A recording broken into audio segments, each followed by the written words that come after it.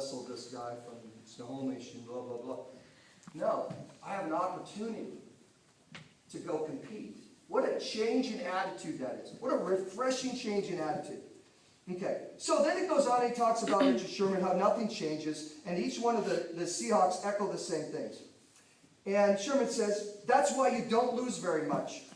He's the only athlete in this whole article to use the word lose. But he follows it up by saying this, because it doesn't change. The preparation doesn't change. The team doesn't change. The attitude or the approach doesn't change. And then in the end, the writer of the article, Danny O'Neill, says, that's true as long as Seattle wins.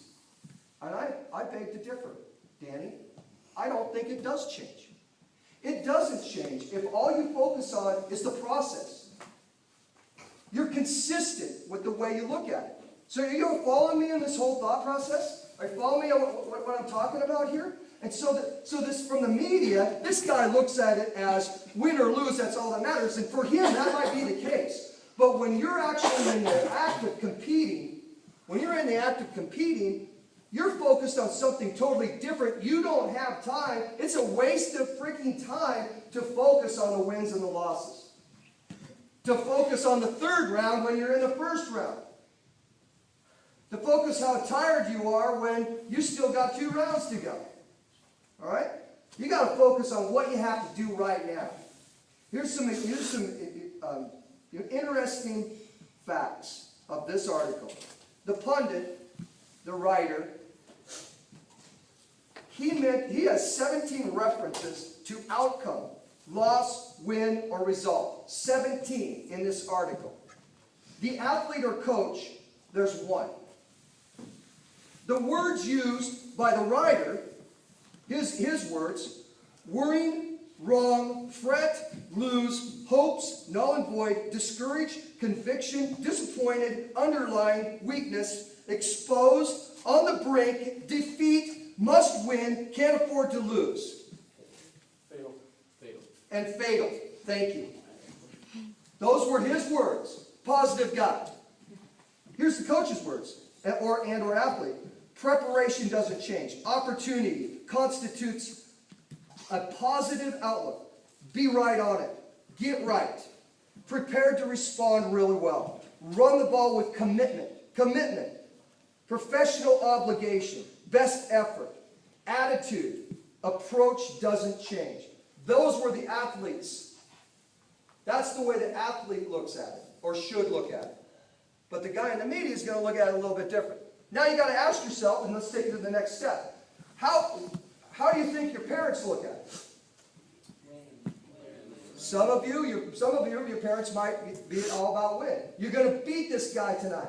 You're going to beat that kid from such and such school. How many times have you had that conversation, maybe on the ride home in the car from practice? Did you beat so-and-so in practice? It's the first question that some of your parents are going to ask you tonight when you go home. Did you beat him in the challenge match? They're not going to ask you how the process was. They're not going to ask you, how many times you drilled a double leg takedown, how your position was. They're not going to ask you if you worked hard when you got tired. They're not going to really even care about that because they care about what? They care about the outcome. But really, I'm going to tell you what. The outcome isn't what's important. And I mean that. What's important is how you do it.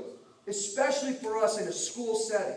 How you do it. Sure, we would have goals. Sure, we would like to win. No doubt about it. Winning's fun. But I'll tell you what. Competing and doing well and executing is just as fun. Executing when the chips are down, when things are against you, when maybe the guy's a little bit faster, a little bit stronger, a little bit more technical, but because you focused right and you did the right things and you worked really hard in practice and you focused in the matches and you took care of the process, maybe you beat that guy. And all that is saying you did your job and you did it better than the other person that night, that day. Because that's all that really matters. Or that round, or that match. Okay? It gives It gives reason for your work. It tells you, yeah, I did my work today. But if it doesn't go right, and you don't get your scores, and you have a hard time, and you don't win the match, and you look back, that's why people always say, oh, you learn more from a loss than you do from a win, because you look back and you say, what can I fix and what can I adjust? What can I adjust about the process? Did I get a good enough warm-up? Did I take care of my diet? Did I do the right things in the practice room? I look back on all those things after a loss, all the things about the process, the nuts and bolts. Did I change elevation on my shot? Did I drive my feet? Did I do those things so I could have success against my opponent? And then you start checking them off. All the process things. How many of you take a loss and you just say, oh man, I got to focus more on winning. Next time I wrestle that guy, I'm going to focus more on winning. I'm going to wrestle to win. What's that mean? What does that mean? Nothing. Really? What do you mean focus more on winning? What is that? You're going to focus more on a mirage? No.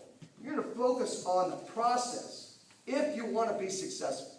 You understand? And that's why it's so important, AJ, to have a mantra you tell yourself. The reminders, the checkpoints, the place when you can come back to zero and come back and get focused and get centered at the mat, in the arena, in the warm-up area, out on the mat, someplace where you can come back and refocus on what you're supposed to be doing. Okay? Check yourself. It might be your coach. It might be saying, things are kind of going crazy in this match, and things are a little wild, and it's getting a little out of hand, and I look over at coach, and I see him, and then immediately I come back to my center. And I remind myself of the things that I'm supposed to be doing, and I remind myself of the process.